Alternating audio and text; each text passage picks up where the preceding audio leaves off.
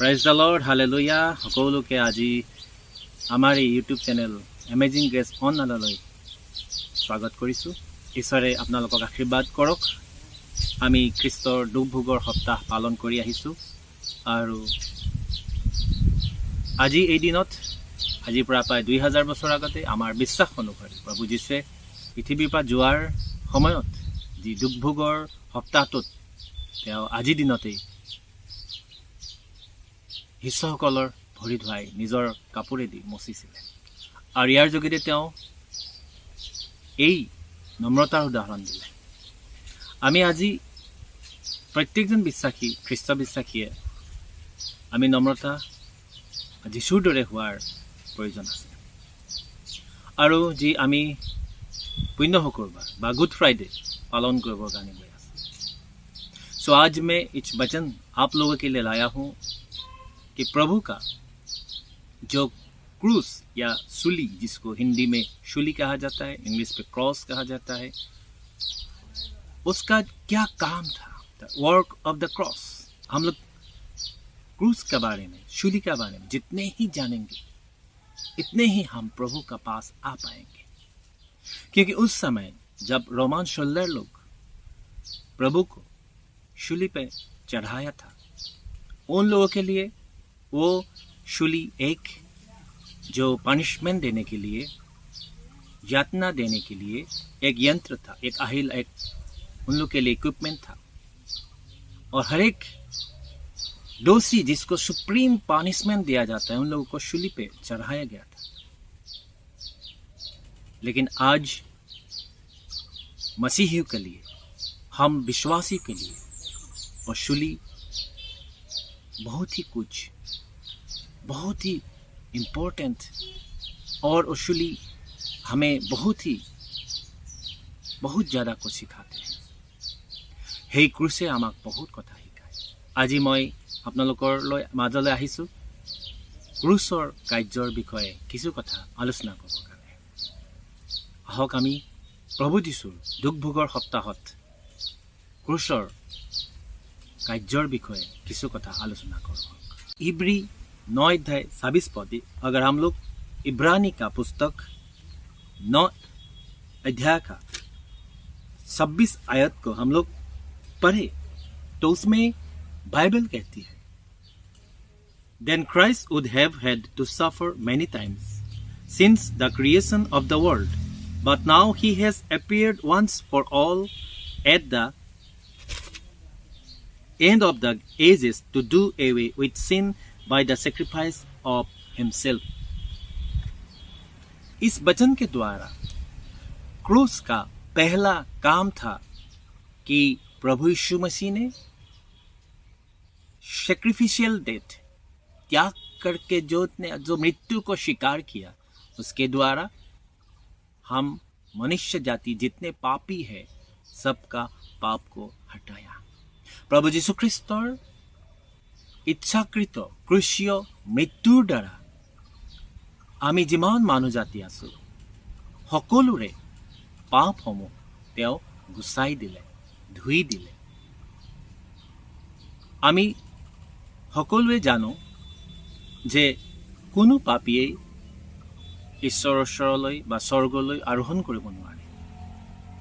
তেওঁ পাপ ক্ষমা পাব লাগিব, পাপ মোচন হ'ব লাগিব, আৰু তাৰপিছতে তেওঁ স্বৰ্গীয় বা স্বৰ্গত স্থান পাব।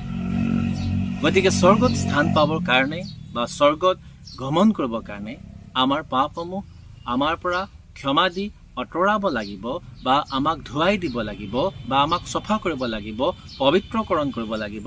আৰু সেইবাবে এক পবিত্ৰ বলিৰ প্ৰয়োজন আছিল।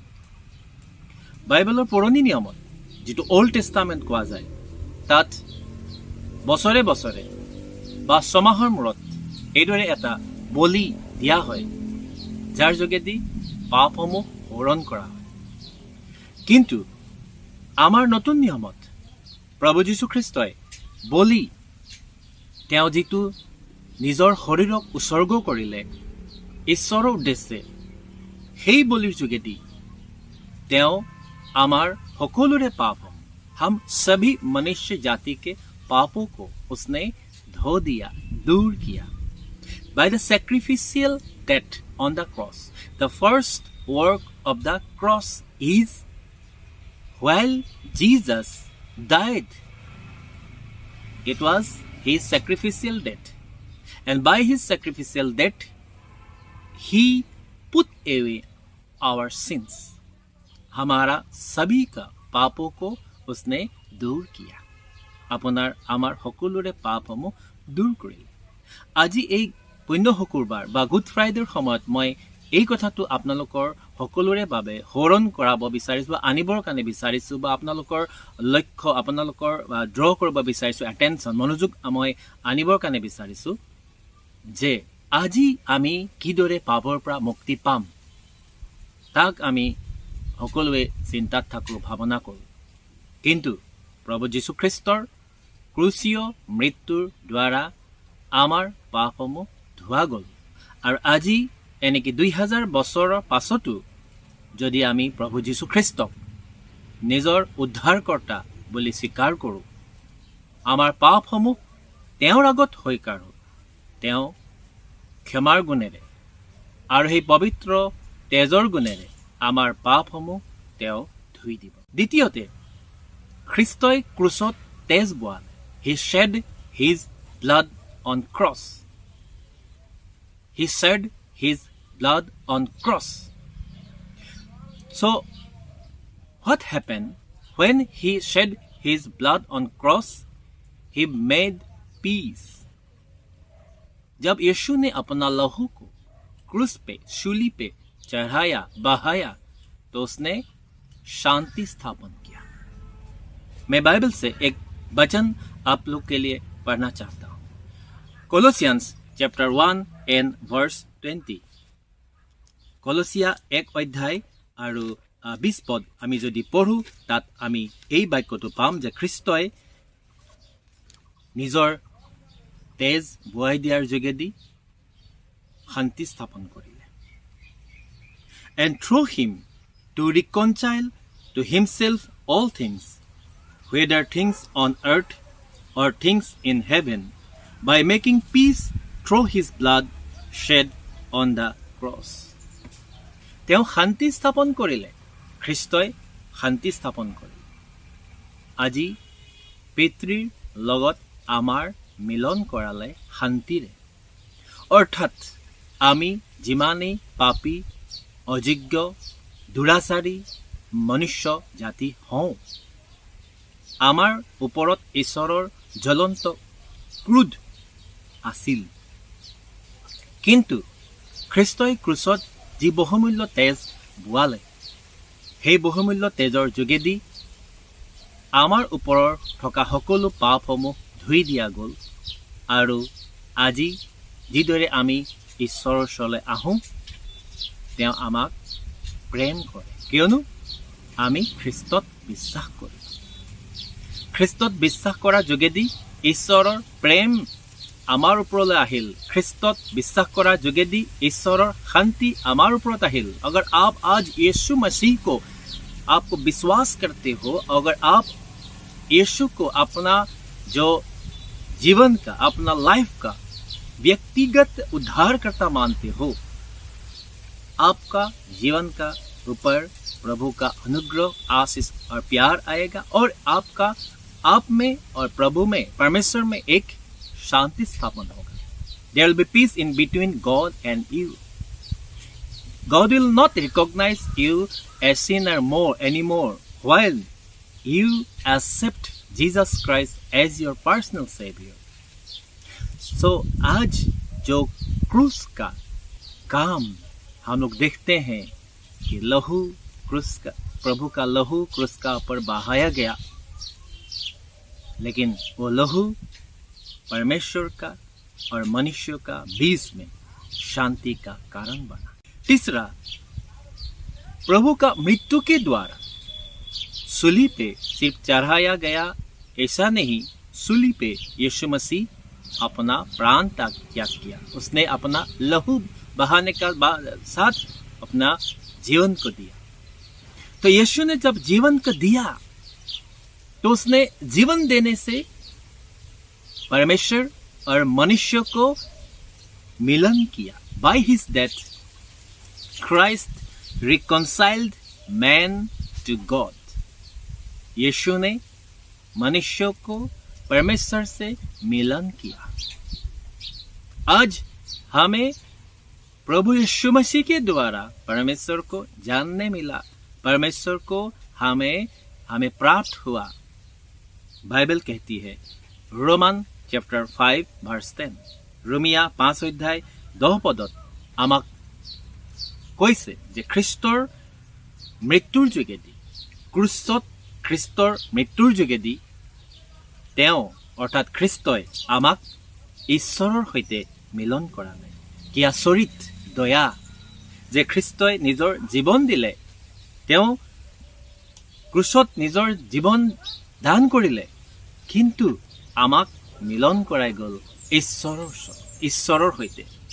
ৰোমিয়া 5 অধ্যায় 10 পদ।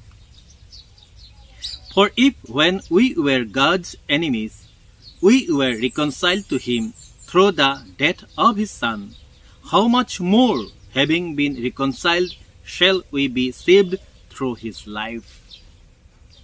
এতিয়া এই বাক্যই আমাক কৈছে যে যেতিয়া আমি শত্ৰু আছিলোঁ, ঈশ্বৰৰ শত্ৰু, বাইবেলে আমাক এই কথা জনায় ঈশ্বৰৰ বিৰুদ্ধে কাৰ্য কৰা সকল ঈশ্বৰৰ শত্ৰু। अगर आज आप परमेश्वर का विरुद्ध में काम कर रहे हो तो आप परमेश्वर का एनिमी या शत्रु है। परमेश्वर का शत्रु कोई मनुष्य का शत्रु नहीं, कोई राजा महाराजा का शत्रु नहीं, आप परमेश्वर का शत्रु है। अगर आज परमेश्वर आपको शत्रु मानते हैं, अगर आज यीशु को आप विश्वास नहीं करते हो, आज आप यीशु को अपना उद्धारकर्ता नहीं मानते हो, आज आप यीशु को अस्वीकार करते हो, उसको ठट्ठा करते हो, उसको निंदा करते हो, लेकिन यीशु आपको क्षमा देने के लिए तैयार है। आप उसको नहीं मानते हो, फिर भी आपको क्षमा देने के लिए वो तैयार है। अगर आप अंत तक, आप जितना दिन भी दुनिया में जीवित रहेंगे, तब तक अगर यीशु को अविश्वास करते हो, अस्वीकार करते हो, नहीं मानते हो, घृणा करते हो, ठट्ठा करते हो, जब आपको देहांत हो जाएंगे, आप मृत्यु हो जाएंगे, उस समय परमेश्वर जो आपको शत्रु मानता है, आपको नरक का अग्नि में डाल देगा, क्योंकि आप ईश्वर को नहीं मान। मेरे भाई और बहनों जो आज इस वचन को देख रहे हैं, मैं आपसे आग्रह करता हूं कि आज आप यीशु को अपना उद्धारकर्ता माने, क्योंकि यीशु का मृत्यु के द्वारा हम लोग परमेश्वर के साथ हम लोग मिल सकते हैं। यीशु ख्ৰীষ্টৰ মৃত্যুৰ যোগেদি আমি ঈশ্বৰৰ লগত মিলন হ'ব পাৰোঁ। ঈশ্বৰৰ লগত মিলন হোৱাতে আমাৰ কাৰণে ভাল আৰু অতি সুখৰ কথা, আনন্দৰ কথা যে আমি ঈশ্বৰৰ সৈতে মিলন হ'লো, ঈশ্বৰক চিনি পালো, ঈশ্বৰৰ শত্ৰু হৈ থকাতকৈ। কিয়নো ঈশ্বৰৰ শত্ৰুক শেষৰ দিনাখন, যিদিনাখন বিচাৰ হ'ব, সেইদিনাখন আমাক শত্ৰুবিলাকক, যিসকলে যীশুখ্ৰীষ্টক নামানিব, তেওঁলোকক অগ্নিৰ সৰোবৰত পেলোৱা হ'ব, বাইবেলে কোৱা হৈছে। আজি আমাক সময় দি আছে যাতে আমি সেই সময়টো লৈ লওঁ আৰু উপযুক্ত সময়ত আমি যেন যীশুখ্ৰীষ্টৰ ক্ৰুচীয় মৃত্যুৰ যোগেদি ঈশ্বৰৰ ওচৰলৈ চাপি আহিব পাৰোঁ। যীশুখ্ৰীষ্টৰ নিজৰ শৰীৰত তেওঁ কি কৰিলে? In his own body, Christ bore our sins. यीशु ने अपना शरीर पर हम सभी का पापों को ले लिया, क्योंकि वो सब कुछ कहाँ हो रहा है? क्रूस का ऊपर हो रहा है। तो यीशु ने हम सभी का पाप कहाँ पे ले लिया? क्रूस पे ले लिया। क्रूस का ऊपर यीशु का लहू, यीशु का शरीर जब टांगा गया, उस समय यीशु का ऊपर हम सभी का पापों का बोझ डाल दिया गया। किसने डाला?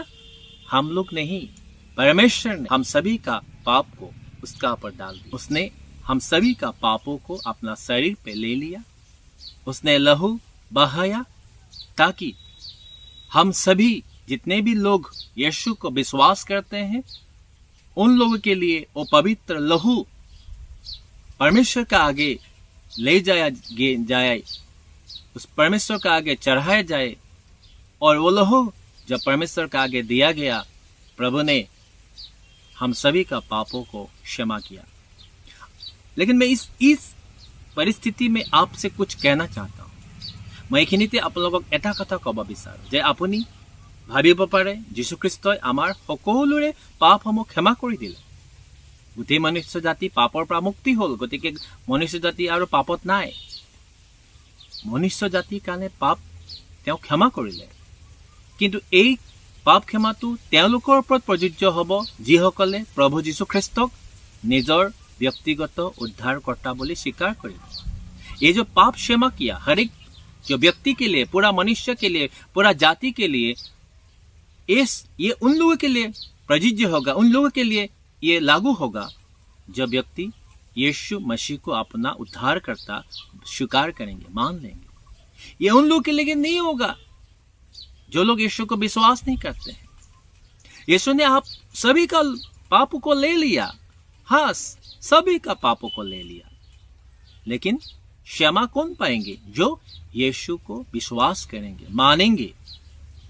इसीलिए बहुत ही ध्यान देना और बहुत ही आपको गौर करने के लिए जरूरत है कि यीशु ने मेरा पाप को ले लिया, मेरे पाप को अपना शरीर पे ले लिया।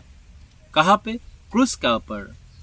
और मैं यीशु को अपना उद्धारकर्ता मानता हूँ। मैं अपना जीवन यीशु को समर्पण करता हूँ। मैं एक समर्पित जीवन बिताना चाहता हूँ। तब यीशु आपका पापों को माफ देगा।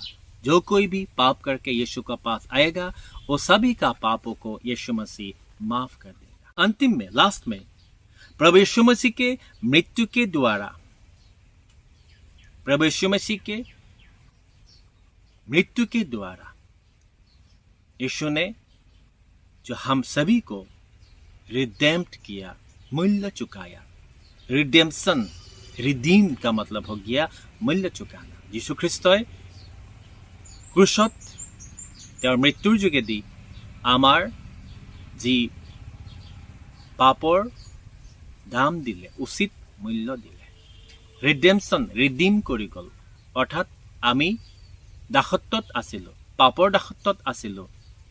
আমি পাপৰ দাসত্বত থকাসকলক খ্ৰীষ্টই নিজৰ তেজ বোৱাৰ যোগেদি, নিজৰ মৃত্যুৰ যোগেদি আমাক উচিত মূল্য দি কিনি ল'লে, ৰিডিম কৰিলে। আমি ইব্ৰী 9:12 যদি পাঠ কৰোঁ, তাত এই কথাটোৱে লিখা আছে, He did not enter by means of the blood of goats and calves, but he entered the most holy place once for all by his own blood, having obtained eternal redemption. তেওঁ অনন্তকলীয়া যিটো মুক্তি আমাক দান কৰিলে। আমি পাপৰ দাসত্বত আছিলোঁ। আমাক পাপে যি কৰিবৰ কাৰণে কৈছিলে আমি তাকেই কৰিছিলোঁ। যিদৰে আমাক চলিবৰ কাৰণে কয় আমি সেইদৰেই চলিছিলোঁ। কিন্তু যীশুখ্ৰীষ্টই নিজৰ তেজ বোৱাৰ যোগেদি, মৃত্যুৰ যোগেদি আমাৰ সকলোৰে বাবে অনন্তকলীয়া মুক্তি দান কৰিলে। आप सभी को मैं इस वचन को आपको देना चाहता हूं, भाई और बहन। दुनिया का खुशी, दुनिया का जो भी रंग रंगीलिया है, ये थोड़े दिन के लिए है। हम लोग जितना दिन जीवित है, इतना दिन हम दुनिया का हर एक जो आनंद हम लोग उठाते हैं, लेकिन मृत्यु निश्चित है। मृत्यु निश्चित है, यूनिवर्सल ट्रुथ। इसीलिए अगर आप मृत्यु का बाद का जीवन, उसका बारे में सोचते हैं, मेरा क्या होगा मृत्यु का बाद, अगर आप सोचते हैं, तो मैं आज आपको बताना चाहता हूं कि मृत्यु का बाद भी एक जीवन है। मृत्यु का बाद भी एक जीवन है।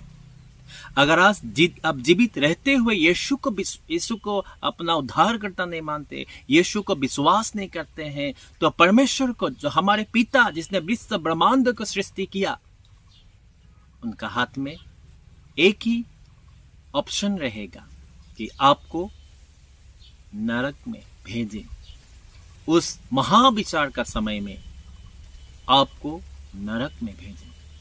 लेकिन आप इस जीवित रहते हुए अगर यीशु को विश्वास कर लिया, भाई बहन, आपको मैं खुशी के साथ, आनंद के साथ बताना चाहता हूं कि दुनिया में आप उस मुक्ति का जीवन, फ्रीडम लाइफ, फ्री लाइफ बिता सकते हो।